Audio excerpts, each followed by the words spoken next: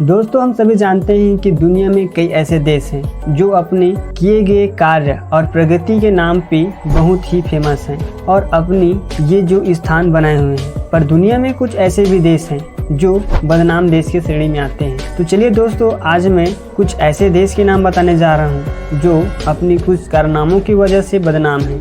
गुलाम कहते ही 200-400 साल पहले का दौर आता है, लेकिन विशेषज्ञों का कहना है कि ह्यूमन हिस्ट्री में सबसे ज़्यादा गुलाम 21वीं सदी में है। खतरनाक बात यह है कि अब गुलाम सिर्फ अफ्रीका में ही नहीं बल्कि सारी दुनिया में गुलाम बनाए जा रहे हैं। इसे अंजाम दिया जा रहा है ह्यूमन ट्रैफिकिंग यानी मानव तस्करी के जरिए।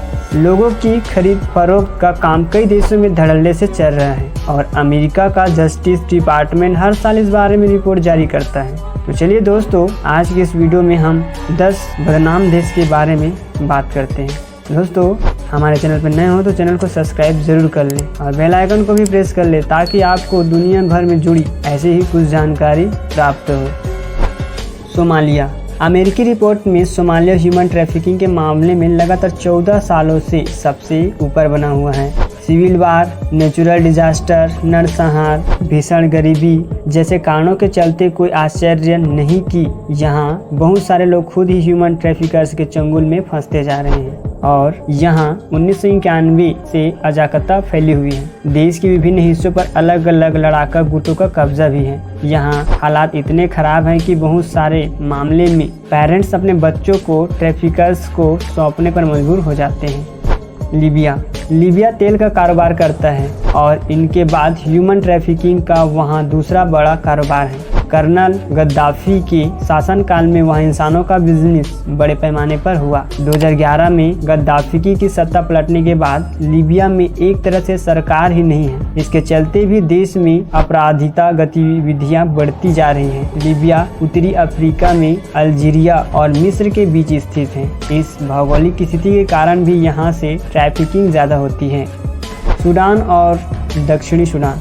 सिविल वार के बाद 2011 में जब दक्षिणी सूडान अलग देश बना था तो उनकी नाकामी ठीक ठाक थी, लेकिन करप्शन के चलते महज 5 साल में यह दुनिया का 16वां सबसे गरीब देश बन गया। इनके साथ ही यहाँ ह्यूमन ट्रैफिकिंग के मामले हिताहाथ बढ़ने लगे। इस मामले में 2 सूडान सोर्स भी हैं और डेस्टिनेशन भी, यानी यहाँ के लोगों को दूसरे देशों में भेजा जाता है और युगांडा, कांगो, केन्या, इथियोपिया जैसे देशों के लोगों को यहाँ लाया भी जाता है। यहाँ 10 साल के बच्चे भी भारी और खतरनाक कामों में और बच्चियाँ प्रोस्टिट्यूशन में फंसी हुई देखी जा सकती हैं। यमन में पिछले 50 वर्षों में गृह युद्ध चल रहा है। यहाँ भयंकर अस्थिरता है। इसके चलते इंसानों को दूसरे देशों में ले जाकर बेच देने का कारोबार बड़े पैमाने पे भी चल रहा है। यमन अरब देश है जो अफ्रीका के बिल्कुल करीब है। यह सेक्स टूरिस्ट एरिया भी कहलाता है, खासतौर पर अब खाड़ी के लोगों के लिए। वेनेजुएला। 2015 में जब वेनेजुएला की अर्थव्यवस्था गड़बड़ा गई थी तो यहाँ ह्यूमन ट्रैफिकिंग की मामले 3 गुना बढ़ गई थी। यहाँ से लोगों को फुसलाकर कैरेबियन देशों में भी बेचा जाता था। यहाँ उन्हें देह व्यापार या घरेलू कार्यों में ढकेल दिया जाता है। वेनेजुएला से बाहर भेजे जाने वाले गुलामों में 55% बालिग होते हैं, 26% बच्चियां और 19% बच्चे होते हैं। यहाँ ह्यूमन ट्रैफिकिंग के खिलाफ कानून तो है पर उसका पालन नहीं होता। अब बताइए दोस्तों, अब उस देश के लोगों का क्या कहना। बेलारूस। दूसरे देशों में यहाँ संगठित गिरोह ह्यूमन ट्रैफिक करते हैं। वहीं बेलारूस के बारे में कहा जाता है कि यहाँ सरकार के संरक्षण में ही यह काम होता है। रूस, यूक्रेन, लिथुआनिया और लातविया से घिरे इस देश में सरकारी नियम है कि अगर आप बेरोजगार हैं तो आपको सरकार को फीस देनी होगी या फिर मुफ्त में कम्युनिटी वर्क करना पड़ेगा। यह एक तरह से बंधुआ मजदूरी ही है। यहाँ शराबी और ड्रग्स एडिक्ट 1 से 1.5 साल के लिए मेडिकल लेबर सेंटर में बंद किए जा सकते हैं और यहाँ हालात इतने खराब हैं कि लोग दूसरे देशों में भी जाना चाहते हैं और इस चक्कर में ह्यूमन ट्रैफिकर्स के शिकंजे में फंस जाते हैं। उत्तर कोरिया।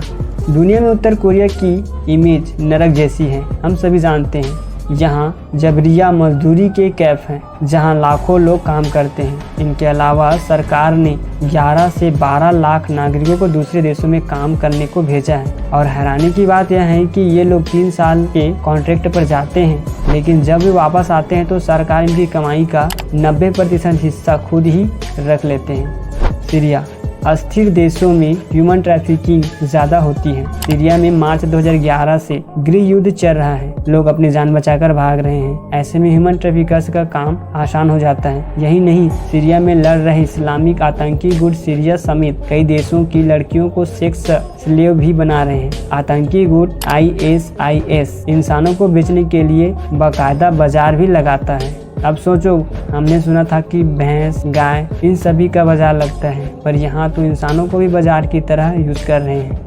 अल्जीरिया अफ्रीका का सबसे बड़ा देश है। अपनी लोकेशन के चलते यह यूरोप जाने के लिए गेटवे की तरह है। इसीलिए पड़ोसी माली, नाइजर, कैमरून, नाइजीरिया जैसे देशों के लोग अवैध रूप से अल्जीरिया आते हैं। यहाँ पहुंचकर उनके पैसे खत्म हो जाते हैं या लूट लिए जाते हैं। फिर उन्हें मजबूरी में सेक्स स्लेव, बंधुआ मजदूर जैसे काम करने पड़ते हैं, या गिरोह के चंगुल में फंसकर भीख मांगनी भी पड़ सकती है। और दोस्तों, ह्यूमन ट्रैफिकर्स पड़ोसी देशों में लोगों को अल्जीरिया में लाकर भी उन्हें ये सारे काम करवाते हैं। तो दोस्तों, ये थे कुछ ऐसे बदनाम देश जो आज भी इन मामलों में फंसे हुए हैं। वीडियो अच्छा लगा तो वीडियो को लाइक करें और चैनल पर नए हो तो चैनल को सब्सक्राइब करना बिल्कुल ना भूलें। So thanks for watching.